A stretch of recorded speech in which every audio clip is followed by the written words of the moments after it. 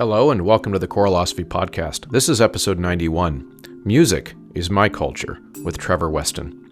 This is the next Oxford Press conversation, collaboration with Oxford Press, which is, of course, a giant in our field, and I've just been so privileged to be hooked up with them. And our partnership, essentially, is to help me connect with people who they're connected with.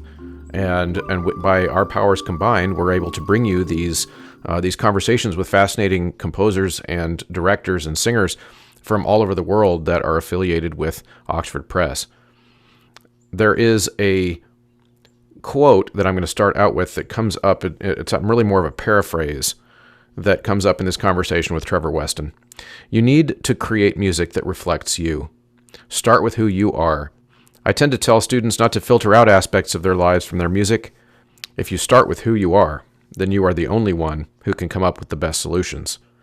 Now, he says that later in the conversation when we have a chat about his advice for composers, but I'm not a composer, and I was feeling resonance with it, though, because the same thing happens for conductors.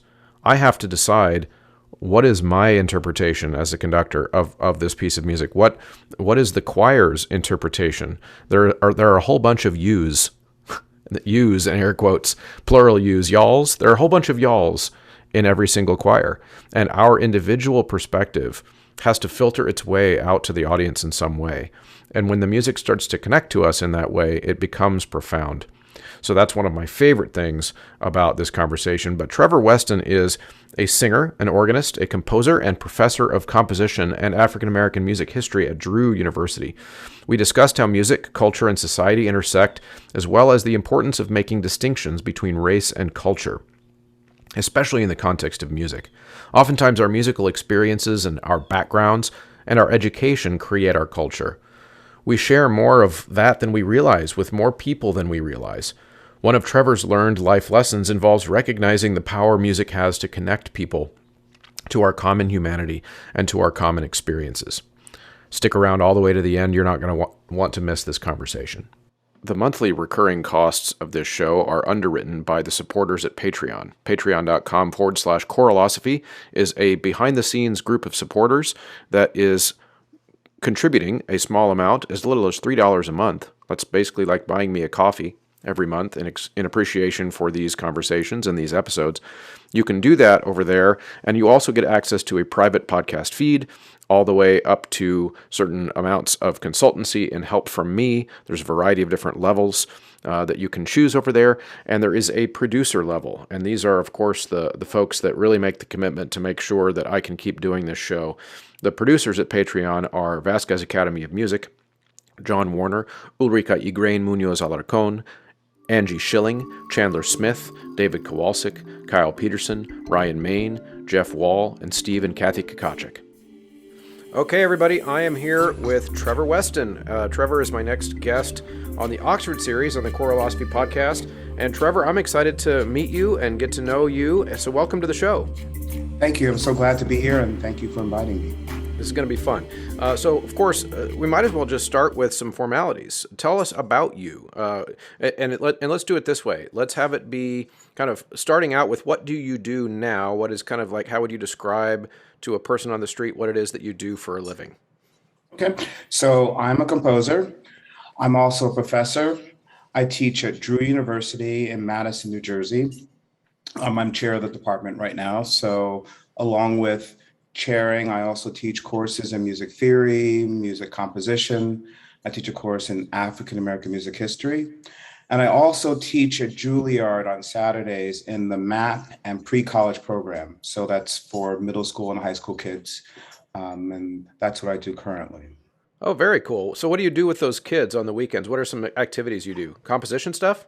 So composition, I have 3 students who are composers. One's in 9th grade, and 2 are in 11th grade, I think. So we...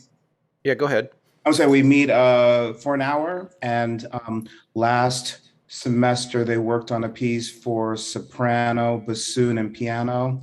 They picked the text, and this semester they're working on Pierrot plus percussion ensemble, no voice. Okay. And I'm assuming you go all the way into the city for that.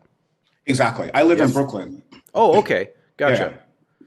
Gotcha. Okay. Yeah, I'm going to be there in April, performing at Carnegie with my kids. So I'm Oh, excited. great. Yeah. Yeah, it's going to be fun. Excellent. Okay. So tell us a little bit. Could we go back further in your life? Where'd you get interested in music, and I'm assuming maybe even sang in choirs as a kid, and tell us a little bit about your intro. So the story goes as such. When I was maybe 5, I guess I was 6, my father was learning the solos to the Dubois Seven Last Words of Christ, if you know that piece. Mm-hmm. And I found this out later. He had voice lessons when he was a kid, but he learned better by listening. So he was playing the recording over and over again. And apparently, I walked in the room and said, "Dad, you don't know this yet?" And I sang the whole solo. And so they said, "All right, we need to get this kid into a choir." So we were already members of Grace Episcopal Church in Plainfield, New Jersey. And even though I was 6 and young for a member of the choir, I joined. While I was there, some members of that church had 2 boys who attended St. Thomas Choir School in New York City, and they Uh-huh. said Trevor would be a great candidate. So, ninth grade, I interviewed, and I entered the school in 10th grade in was it 1977. So while there, obviously Anglican tradition. Was there for 4 years. Took piano lessons as well. Studied with Jerry Hancock, and then after choir school, I went to high school in New Jersey, started taking organ lessons and carillon lessons at Grace Church. And then I went on to Tufts University, where I studied composition with T.J. Anderson, an African-American composer, who I also found out studied with Sir Michael Tippett, which meant a lot to me because I was a huge fan of Tippett as a choir Yeah. boy, especially Plebs Mm-hmm. Angelica, which still remains one of my favorite pieces. After Tufts, I went to UC Berkeley in California to study with Ollie Wilson to study music composition, along with Andrew Imbrie and Richard Feliciano. And so I got my master's and PhD in composition. All the while I had church jobs. I played for a very small Anglo-Catholic church on Sundays when I was in Berkeley, and sang in the chamber chorus at UC Berkeley, and continued singing really up through my first job teaching at Wabash. Well, not Wow. Wabash. Well, I taught at Wabash and I sang, but also at College of Charleston in South Carolina, and I sang for a while. And then after maybe a couple of years, I realized I couldn't teach full time and have an organ job and sing in choirs. Wow. That's quite a pedigree. My goodness. Oh, You, well, you've thanks. you've been everywhere. That's right. Even Paris. I lived in Paris for a couple of years That's awesome. and sang at the American Cathedral for 2 years. And Okay. that was a great experience. So as a musician, if you were to say, because I'm interested in where your compositional voice comes from too, no pun intended. But Mhm. you started out singing in a choir as a kid, but then you played orchestra, keyboard, all that. If I were to take composer off the table and say, what are you as a musician? Are you a singer? Are you a player? Do you have any sense of identity in that way?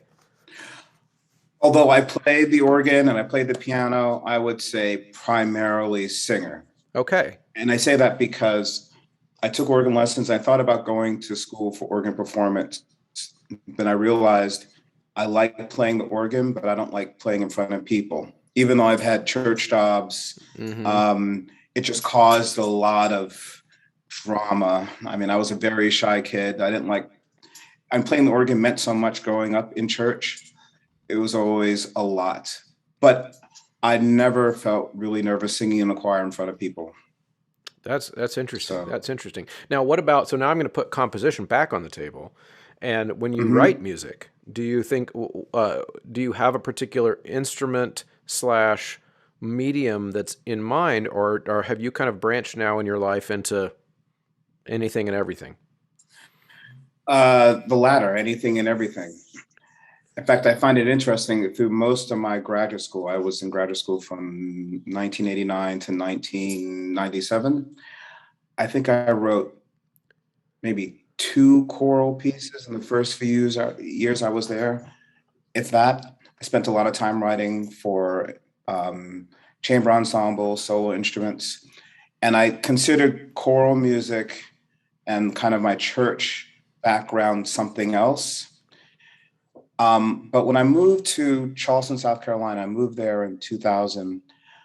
I thought of a great idea. I thought if I sing in choirs, it might be easy for me to convince the director to have me write a piece for them. Yeah. So that's really when I started kind of writing more choral music, because I was singing in choirs and I thought, my music tends to be very dissonant, and choirs aren't necessary, depending on the choir, aren't always open to that. But they knew me. I'm tenor, kind of Trevor in the tenor section who does well. So I wasn't kind of imposing music on them as an outsider. I was someone who was, part of their group.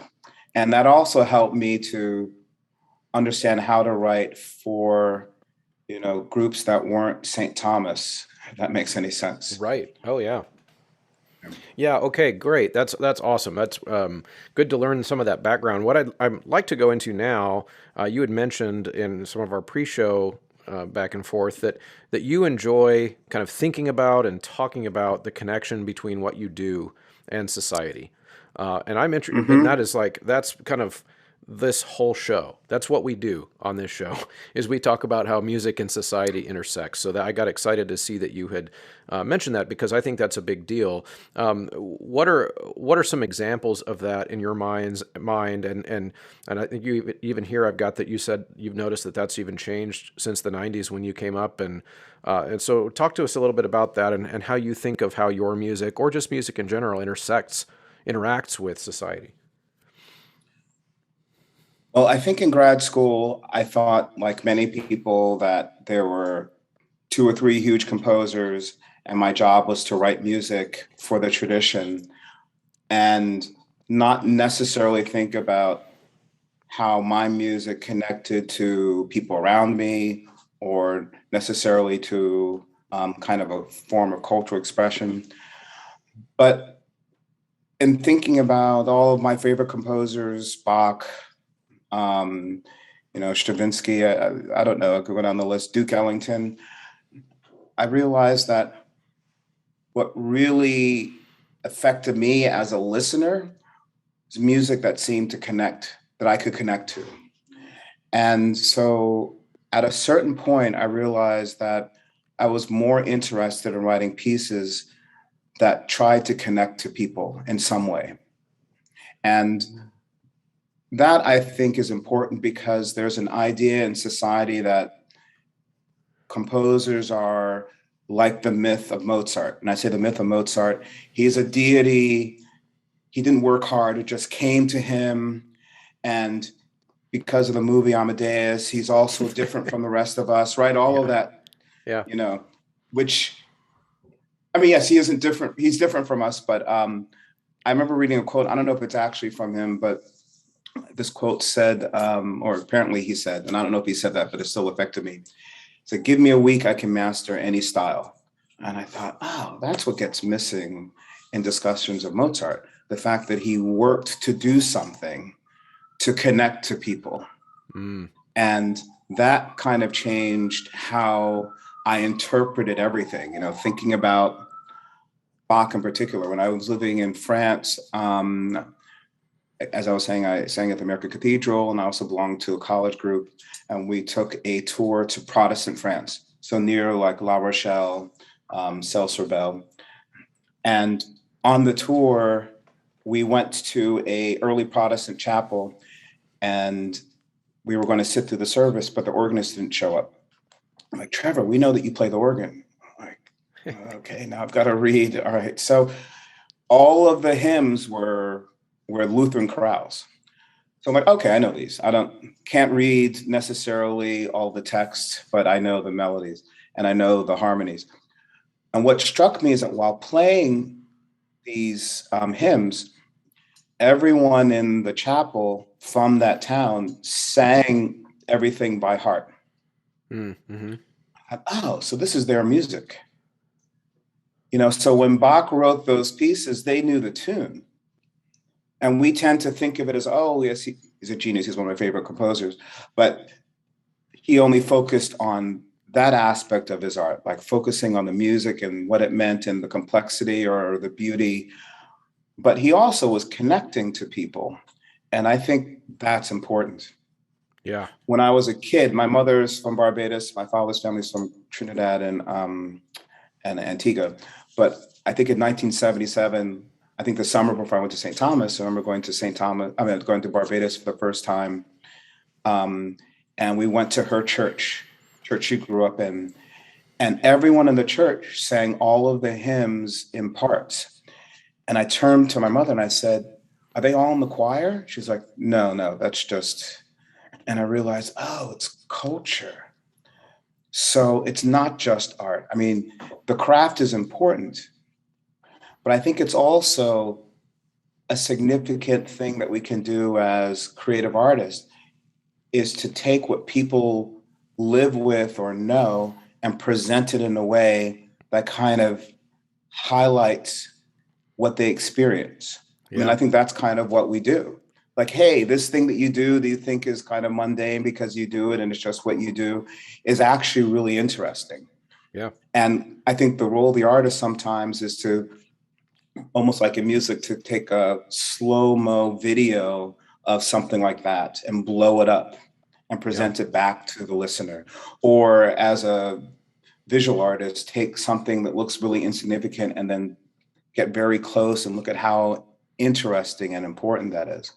So that's, once I started thinking about that as a, well, I'll put it this way, I always wanted to write music that affected people, feel like that they've somehow had some transformative experience. And I realized, oh, the way to get there is to connect to them. And one of those ways is to approach writing music in a way that communicates, not pander, but in a way that kind of connects to them. Because Right. I love music that connects to me. Yeah, that's beautifully well said. And thinking of the example you just shared with Bach, Mhm. we don't think of Bach sometimes that way. I would say because we're not taught to. So No, we're taught to think of the craft because if we're going to learn about one of his chorales, we're taught about how he harmonized the chorale or the ingenious things that he did about it, and we're not taught what did that chorale tune or that hymn tune mean to the people in Bach's church. Why did he choose that tune? You know, those types of things. Okay, everybody, I'm going to jump in real quick and remind you, get your Sight Reading Factory memberships. If you have not renewed them yet, if you have not done them yet this year, it's time. It's never too late, even with a month left in the school year, but we've got about half of it. So jump in there at sightreadingfactory.com, get your membership, get the membership for your students, and then, of course, knock 10% off of it by taking Choralosophy at checkout, and you'll get that coupon code. Also, head over to mymusicfolders.com and mychoirrobes.com and enter Choralosophy at checkout if you need resonance masks, resonance singers masks. They have the new Resonance 95, but you can also be getting choir robes, really affordable, high-quality choir robes at mychoirrobes.com. And then, of course, the great choir folders at mymusicfolders.com. I just got folders for my All-Staters. It's tradition every year where my All-State singers get engraved folders as a gift from the choir program for their contribution. And all of those can be discounted with that Choralosophy discount code. yeah. And so I'm writing a piece for the Washington Bach Soloists in DC. And I watched a couple of their online video performances last year. And the director, Dana Marsh, and I went to St. Thomas together. But what I found interesting in the discussions about Bach and how he approached music is that it is this combination of, yes, high craft, and also he knew that, for instance, the Passion Chorale, which I associate and many people associate only with the Passions, was actually a popular chorale tune that wasn't associated with the Passions during this day. So he used it because everyone knew it. Mm-hmm. And there's so much power in that as a composer. If you think about it, that's probably why jazz is less listened to now, because before, when people listen to jazz, they listen to like, how do I put it? Well, they listen to remixes of melodies and popular tunes that they all were singing. Mm-hmm. Acoustic remixes, I like to think of. So when I started to become interested in jazz, I realized I had to learn the songbooks because I had to know what they were doing. And once I did, the connection was so much stronger because you can hear the quotations and hear communication and how they're going back and forth. And that's not just for craft, that's to kind of, signal to people who know, hey, look what I'm doing here. And to bring the audience into it. And bring them Yep. in like, oh, here, I'm doing, apparently there was some famous solo where Charlie Parker was playing like The Next Time I See Paris, but then he started quoting these other popular songs that had Paris in the title. Mm-hmm.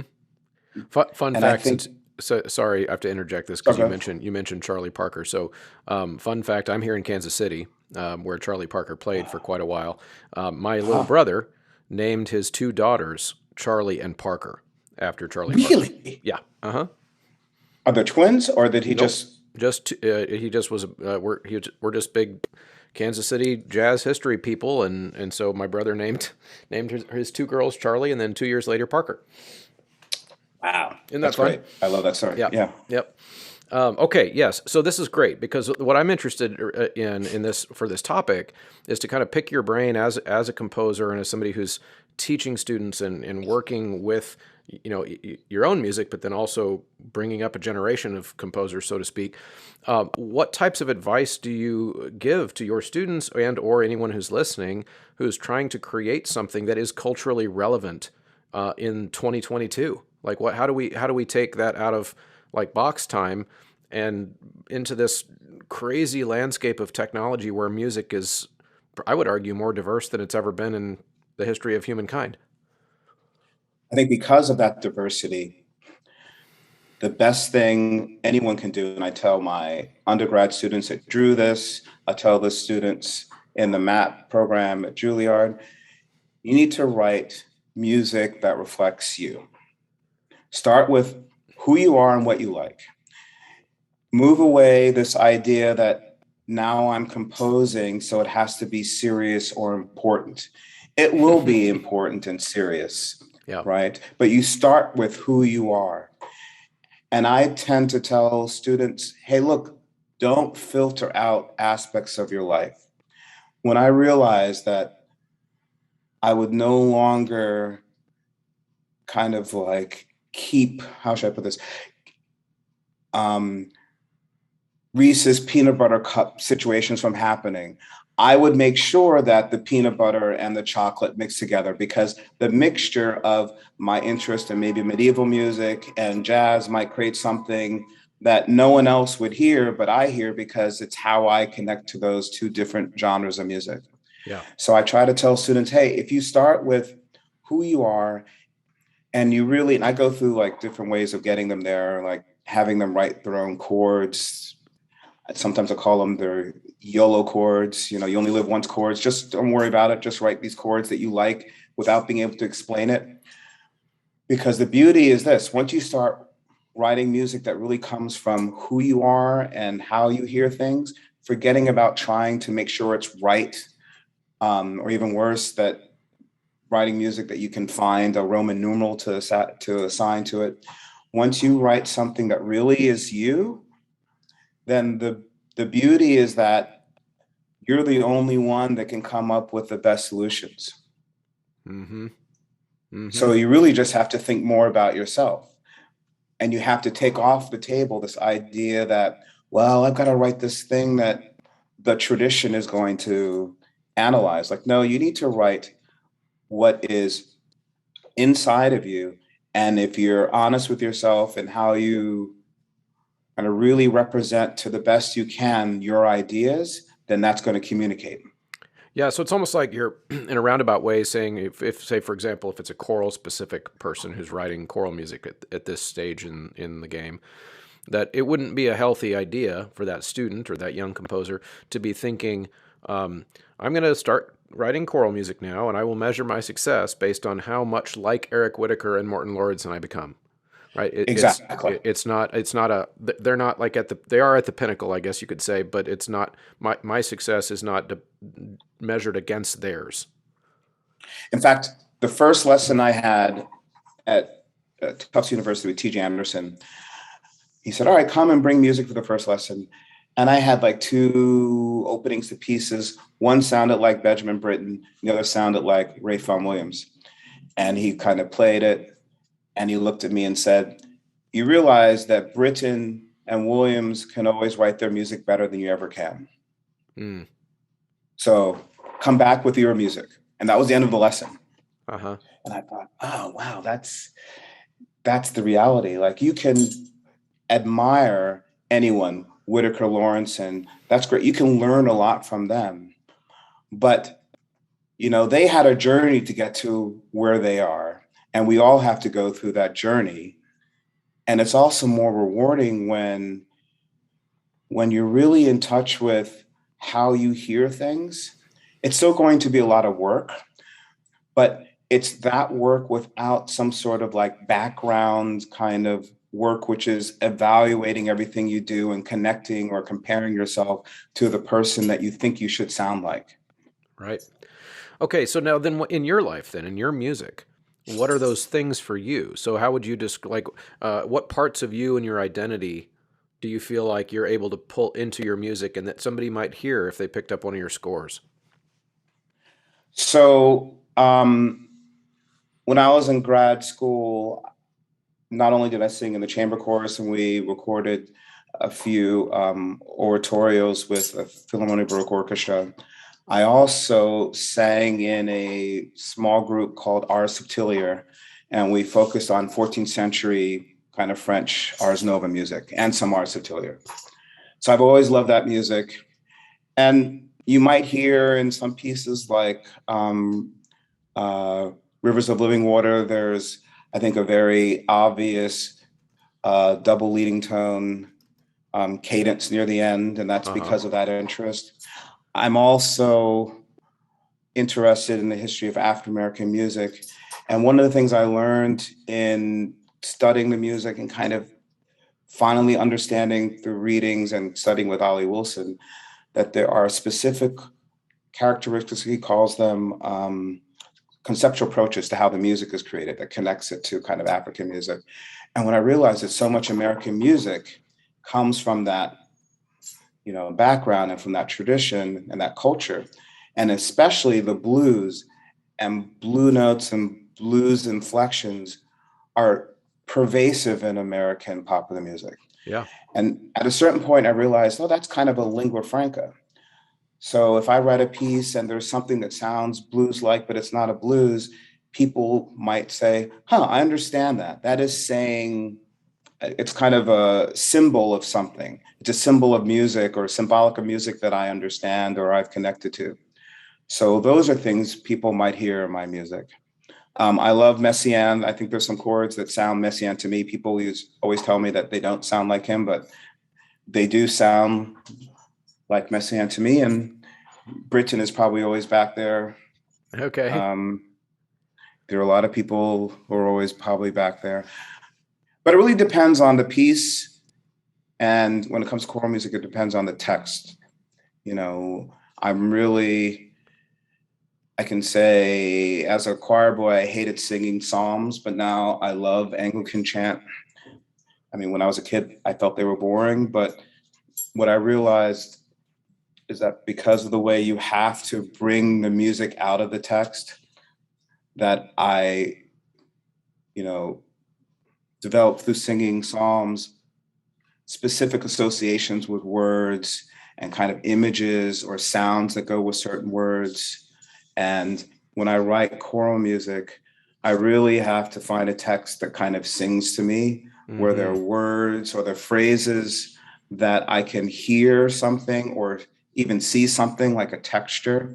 And I really do think that goes back to singing psalms and having to take a text and make musical decisions which are more than, say, the single line or the two notes that you might use for a whole phrase. Right. That's awesome. So if I am also a kind of an early music nerd. Hmm. And so it sounds like you've got that background as well. Is there something in your choral catalog that if I'm an early music nerd, I would just probably like really extra like? I think Rivers of Living Water, Okay. uh, Messe Ancienne, the first movement of the Kyrie, and it's in English. I started it really thinking about mass show. And I think at that point in my graduate student career, I had this idea that medieval music, especially Ars Nova music, was the key to the future because it was pretty complicated, dissonant, moving, but it also used fifths and fourths and triads, not Uh-huh. always triads. But so I would say that piece in particular, in fact, I called it Messe Ancienne because I was trying to write something that sounded medieval. Uh-huh. Yeah, The definitely have to first, check that out. That's awesome. And you also mentioned in your kind of list of influences that you're really interested in African American music and the history of it and how that ties into all the pop music of today. And that's, of course, the ultimate Americana in a lot of ways is how that cultural influence has affected our music mm-hmm, in the United States, which is awesome. Now, and so my question though is kind of a background question because you mentioned your parents are from the Caribbean, I believe. Is that what you mm-hmm, said? And so, mm-hmm. did you move here as a child, or were you born there, or how did when did you get introduced to American music? Okay. So I was born in Brooklyn, Okay, which so is also you're like first, the you're first Caribbean. generation.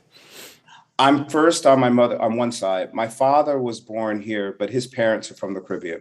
Got it. Okay, got it. So all right. So you weren't a transplant in any way. You grew up No, here. Got it. Got it. no, no, no. Now, so did And there? so No, go ahead. Go ahead. now say so my father who was born in the area that's now Lincoln Center. I think I can't remember what it was called, but he grew up in Harlem. But he was an artist. He went to Pratt. He was, bebop was the music of his generation. He was definitely into classical music. He was taking lessons with a man named William Lawrence, who accompanied Marian Anderson and Roland Hayes and did a few arrangement of spirituals for Marian Anderson. But he also was definitely a huge fan of Billie Holiday. So I kind of grew up with both classical music, and I also grew up with, a strong foundation in jazz. I I grew up even though I was born in Brooklyn, I grew up in Plainfield, New Jersey. Parliament Funkadelic is from there, so I grew up Oh hearing all of yeah. that. Uh-huh. I do remember, I think before I went to St. Thomas in like fourth grade, I came home and told my mother that I was in the choir, and she was like, "Oh, great!" And I said, "Yes, I'm an alto." She said, "No, no, boys don't sing alto." And I think that's when they went out and bought all of these King's College recordings, Wilcox recordings. Like, you have to sound like this, and go back to that teacher and tell her that you're a soprano. So I feel that I grew up with, the music that I dance to and the music I like singing, if that makes sense. Huh. That's So that was fascinating. all there. Yeah. Yeah. So by the time I, you know, became an adult, I think I always try to mix things in some way. I did write a piece called Negro Sum, and in that piece, I tried to realize something I've always thought, that the English Tudor cross relation to me sounded like the sharp nine or kind of a blues sound. And Mm-hmm. so in that piece, I try to bring them together just to see how that works. But I have other pieces like Oh Daedalus Fly Away Home, which has elements of African American kind of folk music. In fact, the choir has to stamp their foot. I did arrangements of spirituals for choir and orchestra called Griot Legacies. Um, I'm trying to think of other choral pieces, but I try to, as much as possible, keep the influences fluid. So I might start with something that maybe is connected to uh, issue of African American folk music, and it might morph into something that isn't, Mm-hmm. um, or vice versa. Yeah. So when you teach an African American history like music class, correct? Is that you? Correct. Did I remember? Okay, so how I'm interested in how your insight plays into that curriculum and that class because again, having parents from outside of the U.S. And having that influence, because one of the things I've learned, I don't know if you can tell through the Zoom, but I've been a white guy my whole life, so it's kind of clear. And so one of the things that I've been fascinated to learn, partly through having this show, and I've had have a chance to talk with people from so many places in the world and different conceptions of their own identity and cultural background and all of those things. I've noticed that black people from outside of the U.S. Tend to describe culture and racial connection differently than in the U.S. We kind of we've obviously don't need to teach you about the baggage that we have here that maybe some other countries don't have. And so I'm interested in how that works for you when you describe music from different cultural backgrounds to your students. How does that live in your mind? It's a great question. Well, I can say something that definitely influenced the way I teach African American music history is studying with Ollie Wilson, who not only was a great composer, but when it talked about the connection between African music and African American music, and talked about how about the similarities. So when I teach my course, which I'm teaching right now, I talk about that. But I also talk about this issue of culture. Culture is learned behavior, and music is learned behavior. If you grow up hearing and participating in a specific musical tradition, then when you start to write in that tradition, you'll pull on all of the sounds that you've grown up hearing. It's like learning a language. When people say, oh, music is a language, I think it's connected to just this idea of sounds. Yeah. And, outside of popular music, and for me, it was interesting because I grew up listening to a lot of popular music, huge, Jackson 5 fan, as I said, as a kid. But when it came to religious tradition of African American music, I was less familiar with because I grew up in the Anglican Episcopal Church, and so did my family. So that's something I learned later. So when I talk about this tradition, sometimes I feel my audience is someone like me who's grown up around all of this, but did not know why it is the way it is. Mm-hmm. So Yeah. I can say, oh no, they just grew up with it. Like, no, it's not just they grew up with it. This is what the tradition they came up in. And in that tradition, they approach creating music this way. Because I can't take anything for granted. And when it comes to including aspects of African American music in my choral music and my instrumental music, I feel like something I had to study because I didn't grow up playing in that tradition. In fact, I remember in high school, my parents bought a book of jazz piano solo transcriptions for me. And I started playing through it. And my mother walked by and said, "You really don't know this style, do you?" Because I couldn't swing. I didn't know what swing was. Right. So that's something I had to learn. So in teaching the course, I feel like I am teaching people who also may not know, and I can understand not knowing, because they didn't grow up with this tradition and what they need to know about it. Right. Yeah. Now that's interesting to me because I wonder if as you've developed and broadened your own, I guess, repertoire in your mind of different types of African music, African American music, African music, and made those connections as you try to teach it. Do you feel like, and this is kind of an obvious question, I guess, but I'm interested in your thoughts. Do you feel like it has deepened your connection to culture, even though you didn't grow up in it? Yeah, I'll say this. Growing up, hearing pop music, or even singing along with my Police albums, or I was a Kiss fan because everyone at St. Thomas at one point was a Kiss fan. And later, learning about the tradition of African American music and realizing like, oh, those are all blues riffs that I was air guitaring to, and I didn't know. Mm. So I think what is interesting to me, and this is kind of what I want to do with my students. In fact, I told Ollie Wilson this. I felt like his work on looking at the connections between West African music and African American music was kind of like the Rosetta Stone. The first time I heard him talk about it in class, I thought, oh, that's why the music does this. That's why this. That's why that. And so, yes, it's broadened my understanding.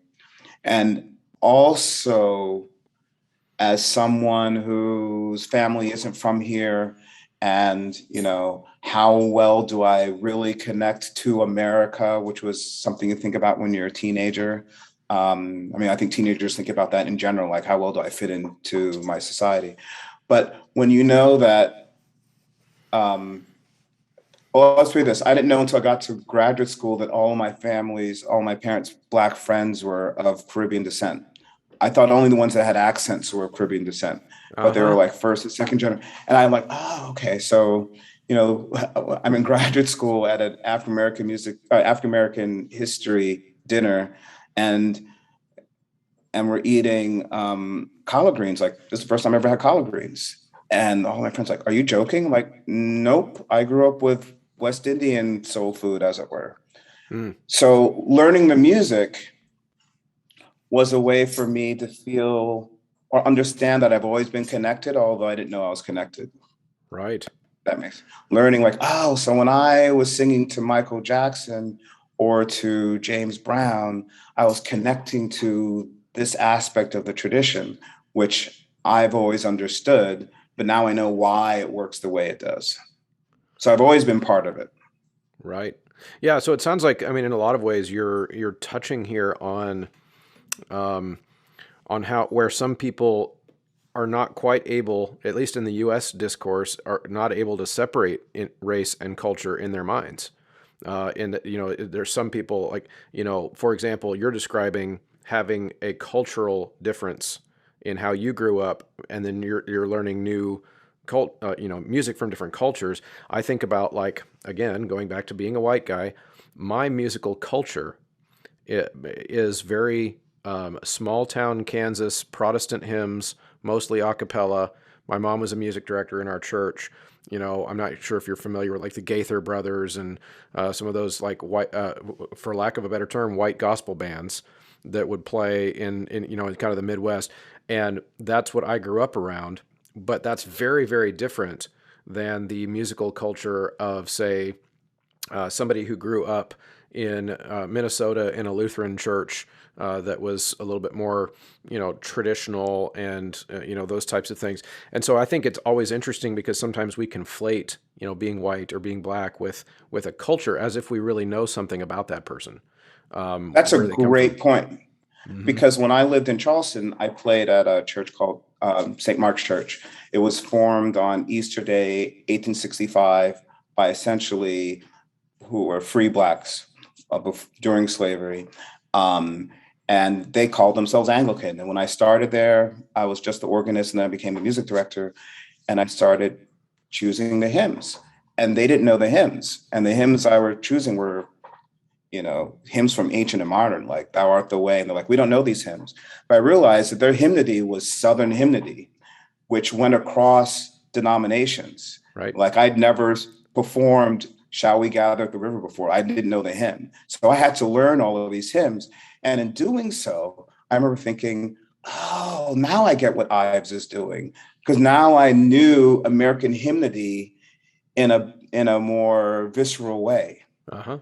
And I Yeah. think you're right, that people kind of forget that it's not just how you look, it's where you grew up, because there is a huge difference in the South, to me, where everyone kind of has a similar culture, no matter what they look like, than to where I grew up, which was different from California. Hmm. And that, I think, is a nice way for me to kind of, or anyone to approach how they create, like having that understanding Yeah. that humans are really interesting, because you can grow up in a musical culture, you think the same musical culture, but you're from different parts of the country, and you'll have completely different experiences. Yeah, we are so much more complicated than just our skin. There's just so much down there that is so important. I often make the argument that I'm in a suburb again outside of Kansas City, and I would make the argument that I have more culturally in common with my black neighbors and my students than I do with a white person who lives in Maine. Yeah, There's just so much different culturally that goes around, like that I wouldn't understand certain food things, certain music things, certain small town Maine things, or even maybe even a better example for me where I live would be someone in New York, because New York's like a yeah. completely different culture. And so, it's so complicated. And I think to bring this back to music now, I think that's what's so beautiful about what we do, Yes. because it is a way to cut through some of that confusion, and just, especially when we collaborate as musicians, we're just making music, and it can become a cultural exchange, almost like exchange students when we were kids, and you'd have somebody come from another country for 2 months or whatever. Music is like a cultural exchange every day. Every day we do it. It reminded me of an event that happened in Charleston. Well, two things reminded me of, like, when I lived in France and I realized, because I had French my whole life, but I couldn't really speak well. And when I learned how to really kind of speak like people and seeing that reaction, I guess that's what babies go through when they realize, oh, that's how I get someone to do something. Mm-hmm. But I was in Charleston and I was waiting online to get food I was, for some reason, decided to eat at the cafeteria of the dorm because it's near my office. And there was a student who was giving a woman a hard time.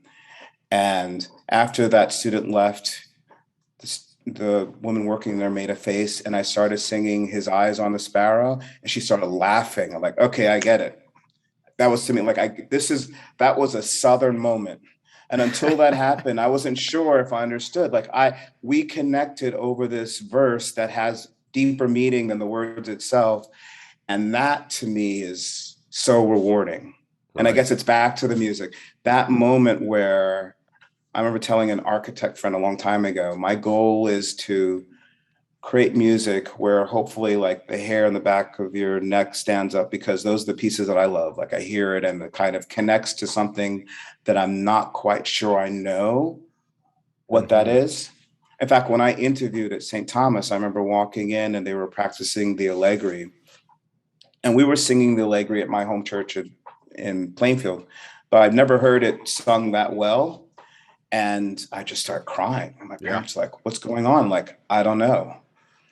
And I think that's what music can do. It can touch to that thing that we all can feel and experience, but we don't know. And that's why it's so powerful, Yeah. because we know it's important. Yep, absolutely. The one thing that's come up on the show before is that it's the idea that just taking like polar opposites of culture and time and space, and to be able to listen to music and think about music in a way that could cause someone to even think, after hearing a piece of music by Kanye, and then a motet by Palestrina, and hear something in common, whether it be Mm-hmm. something that they are trying to express, that's in common.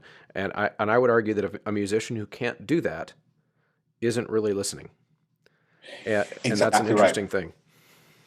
You're exactly right. I think that is the problem. People, and I teach a freshman course usually every other year, freshman writing course, freshman seminar.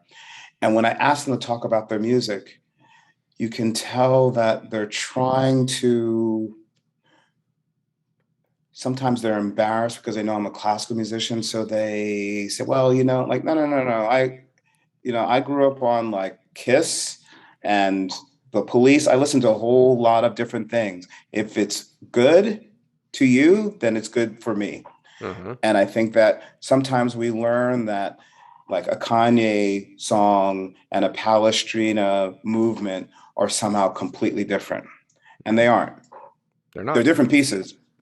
They're two humans trying to express something with their art, That's and right. they're using different techniques and tools, but ultimately it's the human art form that is coming coming out of it that I think we have to look for that first before we look at all the other, kind of just tying all the way back to the Bach example you gave at the very beginning. It's, are we looking for what the music meant to that person?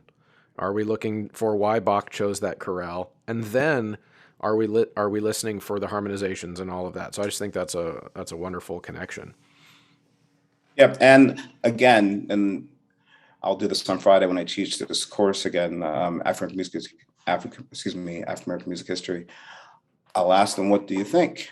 And I can tell they're trying to come up with what sounds like a smart. I'm like, no, no, no, no, no. You're human. You've heard music before. Just say something. Yeah. Just start with that. Because if you start with that, then like you were saying, you can do that with any sort of music. And you can't say, well, I can't really talk about Palestrina because I didn't grow up listening to that. Like, no, you've heard music before, and this is music. Yeah. What did you hear? Mm-hmm. What did it make you feel? Where does it Exactly. take you? Yeah. Yep. Yeah, that's Exactly. great. That's great. Trevor, this is really good conversation. I could do this for another hour, but let's wrap this up by letting you share a little bit about where people can find your music. TrevorWeston.com will be in the show notes, so people will be Hmm. able to find that. And I see that I've got your website here pulled up. You've already mentioned the Rivers of Living Water. Is that the name of the OUP Yes. piece? Yes, that is. And is there, do they have any of your other things from at OUP? Not right now, but that's there. Um, We'll try to get some more there there. that would be great. Exactly. That's right. There's a That'd be awesome. CD So you by have that one. I'm definitely going to check that one out. I'm definitely going to check out the Messe Ancienne. And then, but yeah. why don't you share, if you could, some other, since most of my audience are choral people. Okay. So if there's other than those two that we talked about, what are some choral pieces that you just love and you wish more people knew about them? So I'll say the pieces that mean even the most to me are well, really I like Rivers, like we mentioned, and Messe Ancienne. Also, The Gentlest Thing, which is a piece that I wrote using chapter 43 of the Tao. I think it was the first time I decided to write a piece using what is my language. And I remember playing it for my mother, and she's like, I like that. So that also kind of resonated. Mm-hmm. Ashes is a piece I wrote in response to 9/11. And that is a piece that's had the most visceral and strong responses from audience members, which I really enjoy. In fact, so strong it has caught me off guard. Oh, And I'm proud of the fact that I was able to connect to people in that way. Someone told me that their brother had died like a month before they started working on the piece, and they were using that piece to deal with their grief. I'm like, uh-huh. wow. And that's something I'm just honored that someone would ever do that. Now, Um, is that I have a question about that ashes piece. Is that the type of text that would make sense outside of a 9/11 specific situation, or is it like more of a 9/11 memorial specifically? Do you know what I that's a mean? good question. Yeah, oh, completely. So the piece uses verses from Psalm 102, Okay. because I've also been a huge fan of Hear My Prayer by Purcell. So that comes from that psalm. And there's one line in that psalm that says, I have eaten ashes as it were bread. So it's a religious piece. And in fact, last year during Holy Week, Trinity Church in New York performed it. And one of the priests sent me a message and said, thank you. I felt like I was connected to the passion by hearing that. But it was one of those pieces where I felt for the first time I was going to really try to address this issue of kind of human suffering. Mm-hmm. And I'm kind of proud of the fact that it's not just about 9/11. It's really about this issue of kind of suffering. Yeah. Wow. So yeah, that's one of the ones I really like. Yeah, that's great, and it looks like, so some of your things have various publishers, but most of your stuff is self-published, so people can just email you and Exactly. set up a purchase. Exactly. So email me again. There's a CD of my choral music. They can hear things on my website. YouTube, there are a few things there. If you can look up I wrote a piece that uses the end of MLK's "I Have a Dream," or I've seen the mountaintop, which is he gave on the 3rd of April, 1968. Yeah. So just a lot of different things. That's great. That's great. Okay, so do you, on the way out, do you have any final thoughts for us about our conversation tonight about our music and culture and the things that are important for us to take with us as we listen and digest? So I will say, maybe going back to your earlier question, like if I were not a composer, how would I see myself? And this is connected to my answer. And most people listen to choral music, sing or used to sing. And if you're not singing, I would say just sing. The number of times, doing work and not thinking about it, I don't sing in choirs anymore. And I just needed like an hour in the car driving to work, kind of singing howls as loud as I could without hurting myself. Because there's something about singing where, it reminds you of connecting to other people. Something I think about all the time around the holidays is that when I sing certain hymns, I'm connecting to family who are no longer here. I mean, it's more than just, the enjoyment. Like it's really reaffirming who you are, yeah, and connecting to others around you or connecting to yourself. So I think that's my parting comment. That's awesome, Trevor. Thank you so much. I appreciate you spending your time with us. Thank you for coming on the show. Thank you. This was a fantastic conversation. Thank you. Thanks. Thank you, as always, for sticking around to the end of an episode. This was a great conversation. I got a lot out of it. I hope you did. If you find anything on this show interesting or helpful, or you think it's helpful to others, there, of course, are ways that you can help a lot. Spread the word. Share the episode. Leave a comment. Participate in a conversation at Choralosophers. That's a Facebook group. You can email me at choralosophy@gmail.com.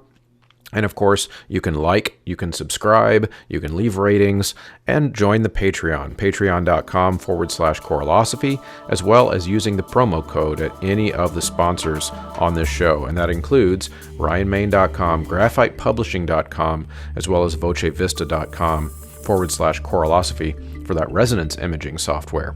Thanks everybody for listening. We'll see you next time.